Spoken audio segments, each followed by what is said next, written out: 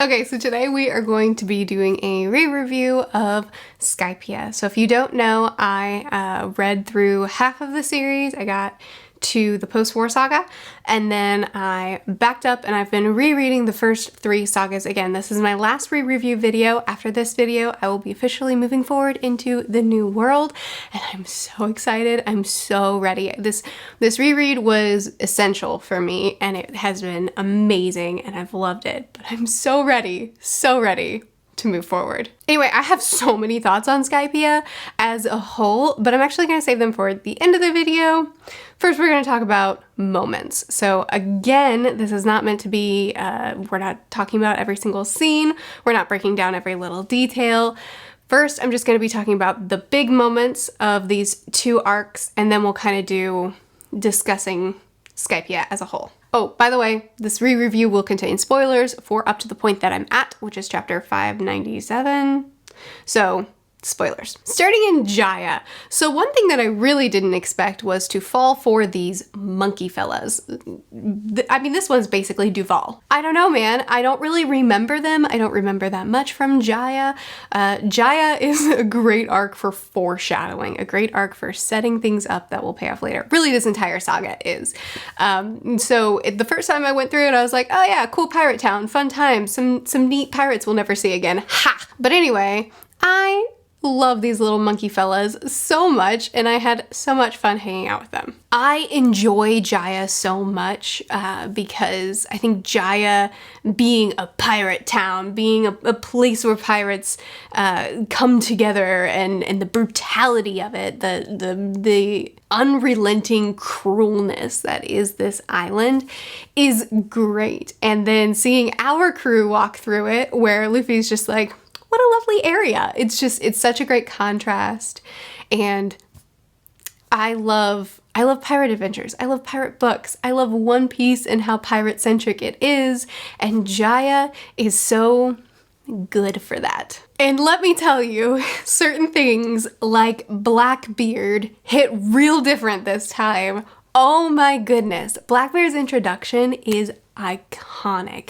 I mean, he was a fun introduction anyway, but now knowing what he becomes, knowing how powerful and insurmountable he is, I assume he's the villain for the second half of the series that's published so far because of this incredible setup, because of how similar to Luffy that he is, because of this entire introduction, and because of how powerful he is at the point that I'm at in the series. He just seems like he's being set up to be Luffy's main antagonist for a while. But anyway, this introduction is so incredible between how he and Luffy play off of each other. They're so different yet so the same. They grate on each other, and they seem to just really get each other, but in complete opposite ways. And it's so fun to see them arguing over nothing and seeing the way that things escalate so quickly, and how they play off of each other is so satisfying now knowing who he is. But not only that, the fact that, we've created this power vacuum by getting rid of Crocodile by, in the last saga. And now all these warlords are coming together to try to fill the position, and Blackbeard's guy, he comes in to say that right. So anyway, Blackbeard is now after a really big bounty so that he can fill this warlord position. And it's kind of an interesting thing the first time around. I'm still kind of getting used to the power dynamics of this world as a whole. I don't really know the significance of warlords yet. I do a little bit, but not to the extent that I will. And I don't. There's just so much on this first read through that I don't know. And now I know that Blackbeard trying to get this position and trying to get this bounty is what leads to him chasing after Luffy, which leads to Ace being captured, which leads to the entire painful saga that is the one that I just finished, the Summit War saga. Just so much, this simple scene that was really fun and silly and interesting the first time around. that adds so much impact now. And when I'm talking about parallels between him and Luffy, it's not just their mannerisms, it's not just that they get each other, also just the impact of Blackbeard is such an interesting character to me. You know, we have that one guy that tears Luffy down and humiliates him and tells him that his dreams are stupid. And then you have Blackbeard hyping him up. You have Blackbeard with his big dream speech that's just so good in and of itself. But that's not the only time Blackbeard does this, you know? He did it in Impel Down too. In fact, he regularly is showing up to Luffy and hyping up his dreams. And I find him such an interesting character because he seems like the type of character that will do anything he needs to do to get what he wants, including kill his own crewmate, including hunting down people that you know he's had good relations with up to this point, including basically putting on a Hunger Games in Impel Down in order to just get the most powerful prisoners around him, or I guess Battle Royale is the more appropriate reference here. Anyway, Blackbeard is such a fascinating character because he's so ruthless and he's so willing to, like, he doesn't really have morality, you know? He doesn't have a standard of, okay, so here's my line, at least as far as I can tell. You know, Luffy has his morality that he's determined, he's decided for himself. Blackbeard doesn't seem to have that. Anything is game. Anything is fair game. He'll do whatever to get what he wants. But if you're not in his way, he'll hype you up. And he'll try to encourage you to follow your dreams and be like, yeah, that can totally happen. Absolutely. Jaya exists. The One Piece exists. These places, they exist. And it's just like, what a fascinating character. Also during this whole scene when the butthead is tearing down Luffy and he says, El Dorado, Emerald City, the One Piece, none of them exist. I want to visit them all now. I would like to visit them all. I'm also really curious about the scene here with Sanji where he points out that he was born in the North Blue, raised in the East. I mean, I know Oda well enough by now to know that that scene was really intentional. That piece of information that was put there was very intentional. It wasn't just like random banter that we got just to fill space. No, there was something here. I don't know what it is. But I've made note and I'm watching out for whatever. What's going on with Sanji's past? What do we need to know? Something is coming, and I'm excited. I really, really enjoyed going through the forest to look for the bird. I think that it's just fun character interactions, fun dynamics. But then also, is this where Usopp was sent in the time skip? I mean, in the when he was pawpawed away, when everybody went to their separate islands. Is this Usopp's island with the big bugs? And if so, in this time when Usopp has been away from his crew, has he been chilling with the monkey fella after they validified his legacy, validified his dream? Is Usopp just chilling with him now? I also really, really love the scene of Luffy. Once again, you know, something has happened that goes against what he has deemed correct. And so now he launches himself into, this is my goal. This is what I'm dedicating myself to. I'm gonna go get this guy's treasures back, right? And I loved Zoro without needing words, without needing to communicate, just pointing it out to him and asking him, you need backup or you got this one? It's just like the level of understanding that they have for each other gets me every time. And then follow that up with when the guy's like, you let me beat you and your friend up last time. And Luffy's just like, this is different. They're my friends. And, you know, just the way Luffy completely shifts when someone he cares about is being harmed, is being withheld, their freedoms are being taken, their dreams are being stolen, whatever it is. When his friends are the ones under attack, then he's just like, everything changes. And then, of course, the end of this arc where we get to see Buggy and Ace meet. Just so happy. Any chance I get to hang out with Buggy a little bit is a good day.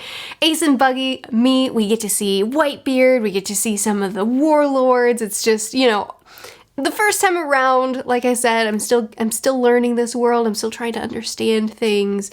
And now that I have context and that I have attachment to these characters, it's like, it's so cool to see the build-up happening. Oh, and of course, when they enter the whirlpool, my girl Nami, you know, just being in control, feeling confident, knowing what they need. I love her as a navigator. All right, Skypiea. We have some great gag moments in Skypiea too, starting off with this panel where I just think Luffy and Sanji and this whole I sauteed it casual. I love this one. But anyway, Skypiea, I love the setting of Skypiea. I think that it's really beautiful. I think that Oda did an amazing job of making it very unique and very, awe-inspiring. Every time the crew would go just a little bit further down, just get a little bit deeper into Skypiea, I just found it so fun and so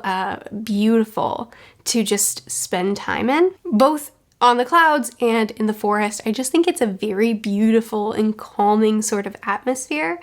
But I also really, really love Skypiea for the culture that it is. I think that Oda did an amazing job of creating a culture in this cloud city that is so unique to itself, between the technology that they've developed that's totally their own, their culture, their customs, their beliefs. I mean, truly, it feels like its very own story with, Skypiea does feel very removed from the rest of the series, which I'll talk more about at the end of the video.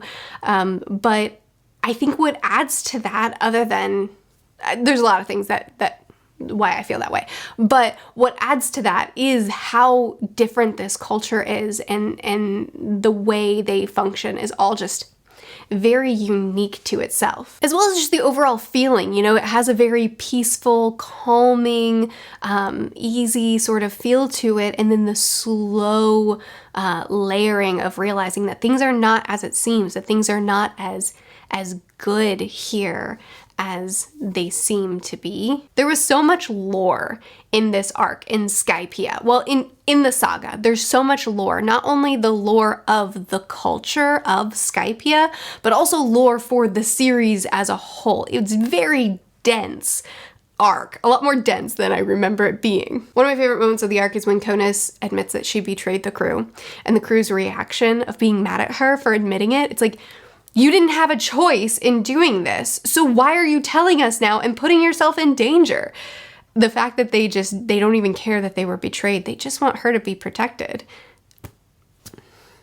It's good stuff. Skypiea feels long to me, which is funny because Arabasta is longer than Skypiea is, and I'm pretty sure Water 7 is longer too, as far as sagas go. And as far as arcs go, isn't Arabasta longer? It doesn't matter. It's not that long. It's not that long compared to other arcs, but it feels so long to me. And we'll talk more about that at the end again.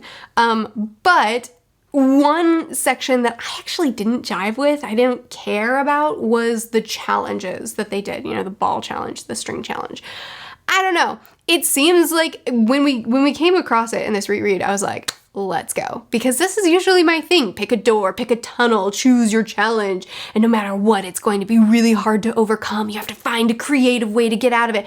It seems like my thing, but I don't know. I don't like it. I don't really care for a lot of the minor villains of this arc. I think that their what's it called? Character designs are, I don't know, goofy, silly.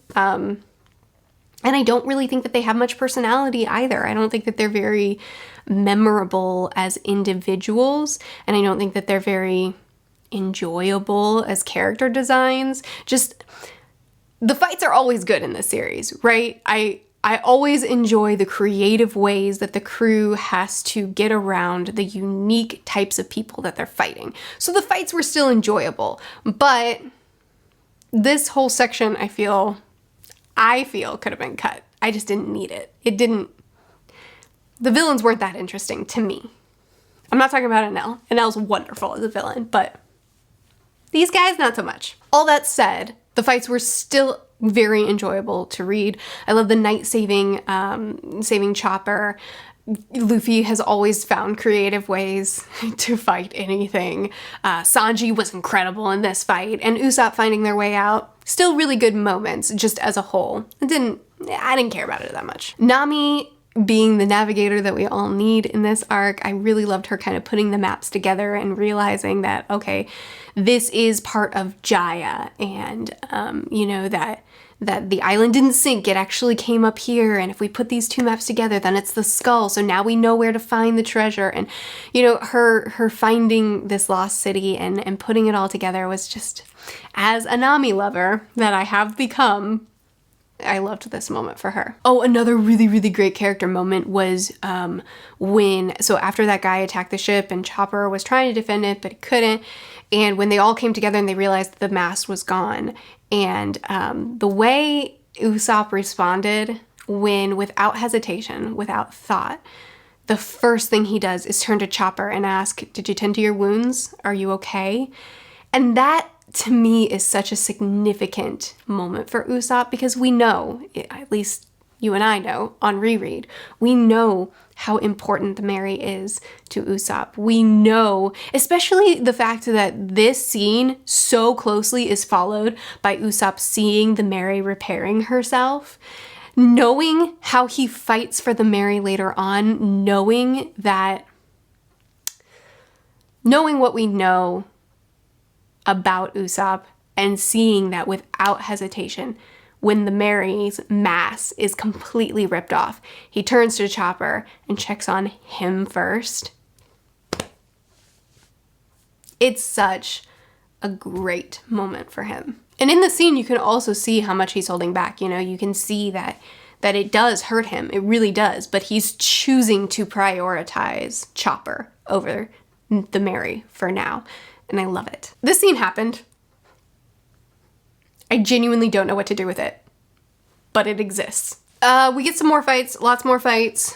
I'll say I always love seeing Zoro in action, but of these fights in this section, my favorites were of Chopper and Nami, because as much as I love seeing this crew come together and fight together and defend each other and, you know, fill in each other's weaknesses, when one person is in danger, the rest will come running. I love those moments, and those are my favorite types of fights, when they fight together. But if we are going to split them up, I find it's always fun to watch Luffy, Zoro, and Sanji fight, always. But I find that the most satisfying ones for me are the ones when the weaker characters, who will usually run and hide and let the big bads, let the big three, deal out the damage. When they can't do that, and when they step up and they have to face their fears and they have to defend themselves, and they do it, and they do it well, man, I find that so satisfying. The moment where Nami finds the lost city is also extremely satisfying. I love the way she does it. I love that, you know, she's an archaeologist and she digs or cuts. She goes beneath to find it. The silence of these panels, where she's just walking around, not saying anything, just taking notes. I feel like I can feel the calm joy within her in these panels.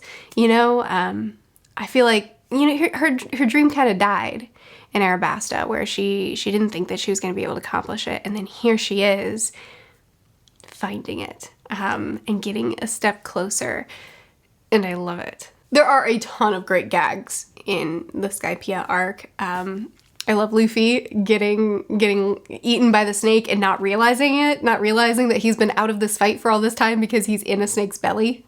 Zoro fighting the giant dog, and when he realizes that the dog just follows all commands, so he's not really a viable component, and rather than just being like, oh cool, that was easy, instead he gets irritated at the nonsense of it. Oh, and I really, really like this panel where where Robin is calling out Oda for how strong Zoro is, how other Zora's strength is. And then we have Enel. Enel, I think, is such an interesting antagonist. I really, really enjoy reading him because I find his ruthlessness very fun to watch. You know, like, he never holds back. He's incredibly powerful, obviously, but then also his lack of hesitancy to kill anyone, how he'll just, someone will be mid-sentence, he doesn't let him finish, just gives him a bolt of lightning, and he'll just dole those out over and over and over again to everybody that stands in his way, no hesitation. That really makes him a very intimidating foe to me, the fact that he has all this power and that he doesn't hesitate to use it.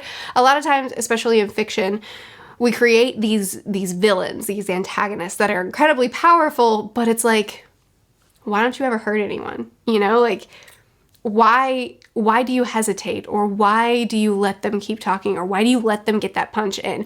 You're stronger than this. And with Enel, he's the kind of antagonist that doesn't do that. He's the kind of antagonist that he sees someone standing in his way and without hesitation, he strikes them with lightning. No problem, no thought. And then you layer that with the fact that he's putting on this like competition, this sort of game that he's doing where he guessed how many people would survive at the end, and then he just wants to see it play out. And when there are too many people, too many survivors, he's like, let's get rid of another one. He's so fascinating to me because he has this very calm demeanor, but also this very ruthless way. And as well as his confidence of, no one can defeat me, so I'm gonna play a game. You know what I mean? Plus, couple that again with the fact that he can resuscitate himself. What's it called? He can start his own heart back up. But I really, really, really like him in concept. I think that he's so interesting. But at the end of this arc, I did kind of end up feeling like, is he actually all that powerful though? Because everybody can survive lightning strikes, apparently. I know people can. In real life, I know that people can survive lightning strikes. But does everybody? And the fact, and people that are struck multiple times in the same day by lightning, and they survive too? It's one of those things where it's like, I love his ruthlessness, and I love that he doesn't hesitate to kill, but the fact that nobody dies, I'm just like, it leaves me with the feeling of, is he as powerful as he says he is, or is he just lying?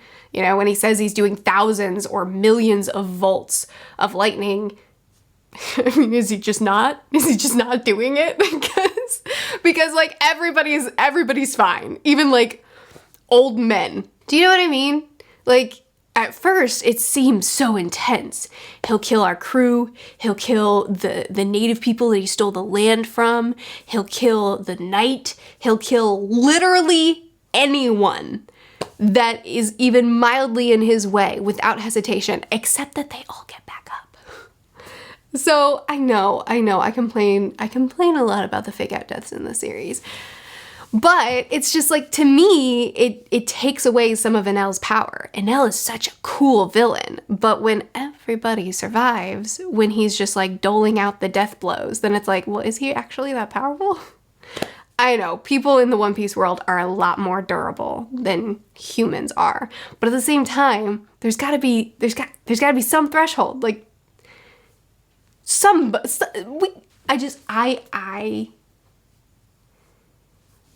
I don't know. I know I'll get pushback on this, but he's a villain that I really, really, really love until I kind of reflect back at the consequences of his actions. And I'm like, well, there were a lot less consequences than I kind of thought there would be based off of his power. I love the battle that we're fighting here because I think that the themes that we're playing with, the concepts that we're playing with, are so interesting to me, and I think he handled them so well with, you know, these people who had their land stolen and now they're fighting back to get it, and it's like it's something that we can root for them for and we can love them for, but it also creates this sort of ruthlessness in them where it's like attack first, ask questions later, which is, you know, again, Oda with any characters that he creates, he does such a good job of making them very layered and not just making them, you know, really straightforward things. There's always levels to it. But then just like this whole concept of somebody who's kind of taking over power and who's creating this false sense of security, but really it's actually a very controlled and there's no freedom in Skypiea, even though at first it seems very free and very light. But in reality, underneath the surface, everybody's afraid and everybody's being controlled and everybody's being manipulated. And then that just very slow pushback, Conus specifically, when she goes to try to warn the people of what Enel is going to do, and then her saying, what was her exact quote? I don't accept Enel as a god. You know, between the people whose land were stolen standing up to him, and then people like Conus standing up in her own way. It's just a very powerful theme. It's a very powerful dynamic of people fighting against this power that has suppressed them for so long. Execution of themes in this arc is just very, very strong. Also, this theme where Nami joins Enel's side after he has, I don't know if I'm saying his name right. I'm sorry, you can correct me in the comments. When he has taken out all the Straw Hats and everybody's dead, or, you know, at least passed out. When he's cleaned the floor with everybody and Nami's the last one standing, and then she just raises her hand. I'll go with you. And on the surface, I understand her. On the surface, it's like, what can you do? I mean, everybody else is gone. You can't fight him better than your crewmates have, than the other people have. What choice do you have but to join up with him and then try to escape later, right? And on the surface, I get it. But underneath the surface, going a little bit deeper into who Nami is, my heart breaks for her. Because, I mean, we know her backstory. We know that since she was a little kid, somebody has come in and stolen power and suppressed her people, stolen her village, stolen her town, enslaved her people. And she had to be ruthless in order to try to free them, right? She spent 8 years stealing and being a cutthroat of pirates to try to earn the amount of money it takes to win her people back. And what happens when she's really close to her goal? They double cross her. They steal the money. She has to start all over again. And it's that hopeless and desperate situation that she was in. And the only reason she got out is because of her crew coming in and helping her. And now, over the last few weeks or months or however long has passed since then, she's experienced freedom for the very first time. She's tasted what it's like to be able to travel and pursue her own dreams and be on her own, to be free for the first time since she was a child. And it tasted really good. It was something that she loved and she thrived in. And now she's in a situation that to me looks like a direct parallel. You know, it's someone who's come in, taken power, and is suppressing people and keeping them very confined and very scared. Someone who wants to harm these people. And here Nami is, I don't know, I see this scene and I feel like she sees the parallels too, you know? Like, I feel like she sees Enel and she just sees another Arlong. She sees another Arlong. And I don't know, I feel like she just kind of snaps back into survival mode here, where it's like, you know, obviously she can't fight him, but I even see it more as, okay, I'm back in this situation again. I'll join up with my captor. I'll join up with the person that's harming these people so that I can find a way out. You know what I mean? It just, to me, I feel like she just snaps right back into that same wounded and scared person that we saw back then. And you can even see in the artwork how nervous she is and how uncomfortable she is, and she's just trying to survive. And oh, I don't know. Nami, man. We see the war machine, the warship. I don't know. It's so cool. It's so cool, you know, to see these things that are being referenced earlier and will be referenced more later. I don't know. It's so cool. Oh, another really big moment that just like took me out was when Luffy got out of the snake and he sees his fallen people and he runs up to Zoro and he screams his name and let's see, he says, "What are you doing? With you here, how could this happen?" And all throughout the first, 3 sagas, this one included, we see Luffy constantly just trusting Zoro, like they're in danger and he's like, oh, they'll be fine. Zoro's with them. Just like the absolute unflinching trust that he has for him, that Zoro will protect. If Zoro's there, his crew is good. And then this moment where Luffy comes up on them all damaged badly and passed out, and he's just in such shock that this could happen with Zoro here. Zoro will always protect them. He'll always be stronger than whatever they're facing. And this kind of reality check and this fear for his crew in this moment is just, oh, it's so powerful to me. And then of course the face-off between Luffy and Enel is just, oof, very, very good. It would have been really boring if the fight was just like, I'm made of rubber, you can't fight me. But it was a lot more than that. Enel had a lot more tricks up his sleeve that really affected Luffy, and Luffy once again had to find really creative ways around him. And I don't know, One Piece fights are always amazing. I just love watching Luffy figure out a creative way to defeat this one. And Enel is obviously seemingly incredibly powerful, and he had so many ways to kind of surpass Luffy's rubberness that he could still affect him with the heat or whatever. And you know, it was a great fight. It was a great fight. The scene where Nami stands up to Enel and Sanji and Usopp come in to save Nami. Sanji's line about like, yeah, you'll probably die. It's a risk I'm willing to take. It's good stuff. Sanji telling them to run while he stays behind to fight. Just like so many great scenes within these fights. Really just the entire climax of this arc, in my opinion, is so satisfying. You know, Skypiea to me is a really slow buildup, but the climax is so satisfying between the flashback, how incredibly emotional and heartbreaking it is. It's such a good flashback. And really just tying together the history that we've learned, tying together the storylines that we've built up throughout this is so satisfying. The climax of Luffy versus Enel, and then Luffy being so determined to ring that bell and still thinking about Cricket, I'm pretty sure was his name, still thinking about Cricket, even in the middle of all this, and you know, when he gets to ring the bell. Konus praying that if there is a god that they would be saved. Luffy's shadow being projected, and Cricket down below seeing that it was all true.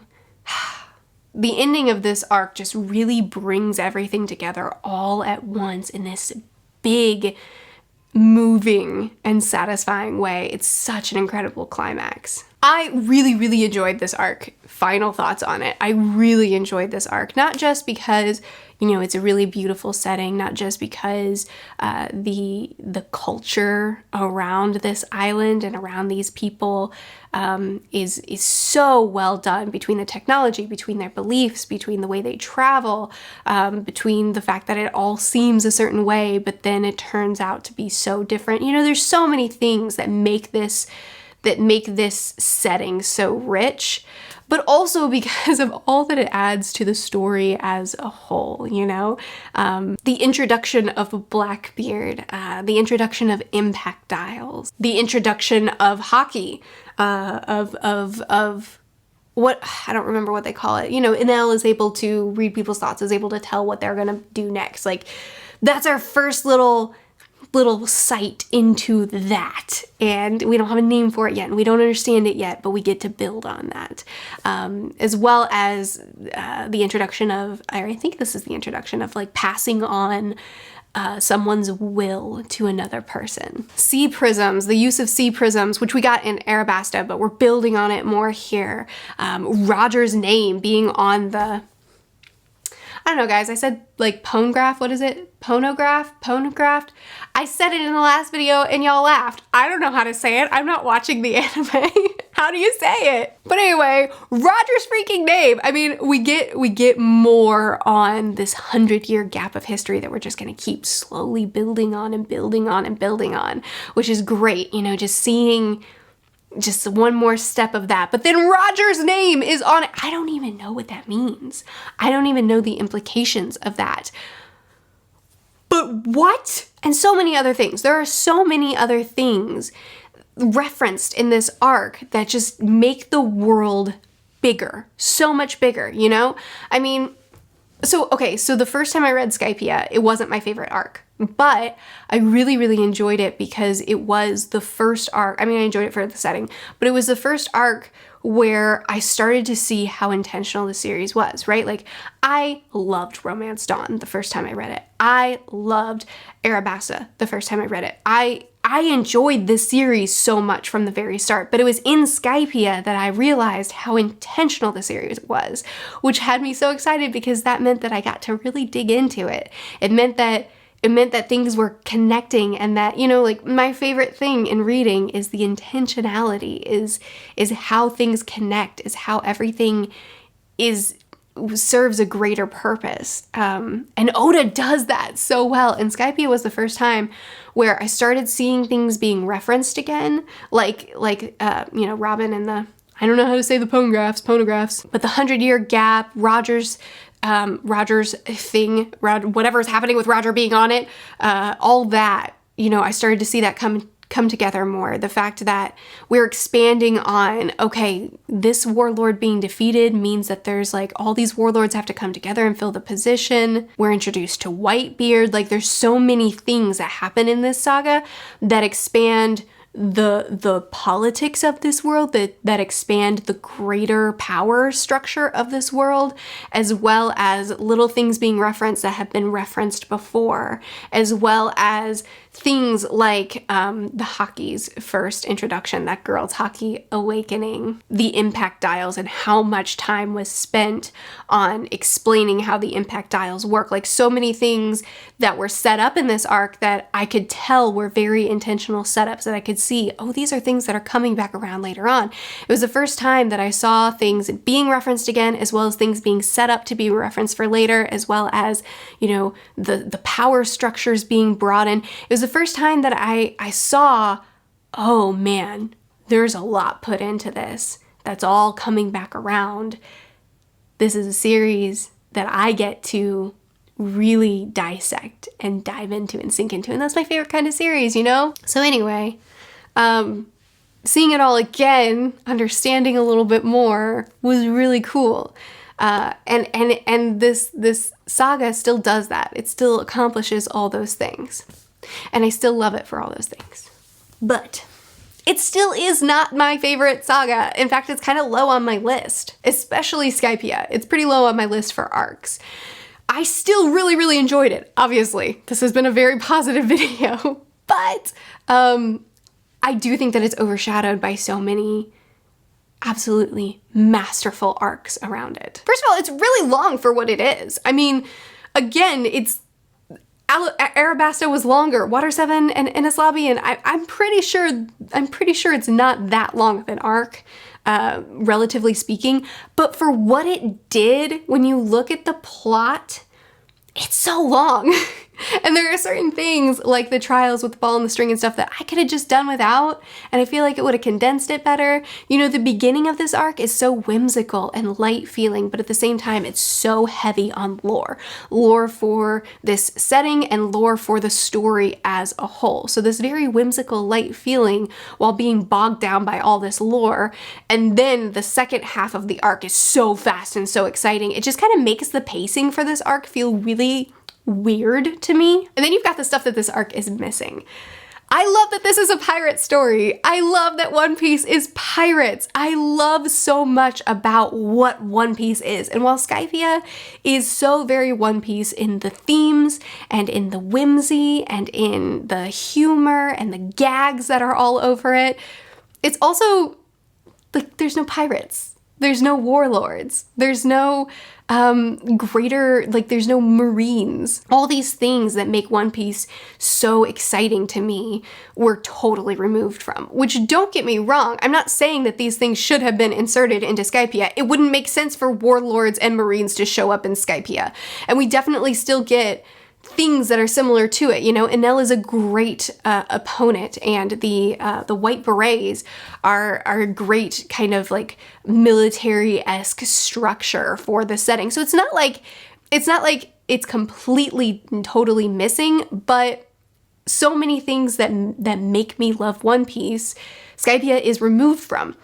And that's not a fault of Skypiea, it's just for my preferences. I really miss the pirate adventure that One Piece is. And Skypiea is just a very long removal from those things. It's not wrong for being a removal, it's just that I don't want to be away from it for this long. Plus two, also, there are some great character moments in this arc, but I live and breathe for the tiny little character moments, the tiny little crew interaction that to me just builds up more about what makes a character what they are, and what just adds more to the layers of who they are. Like, I live and breathe for that stuff.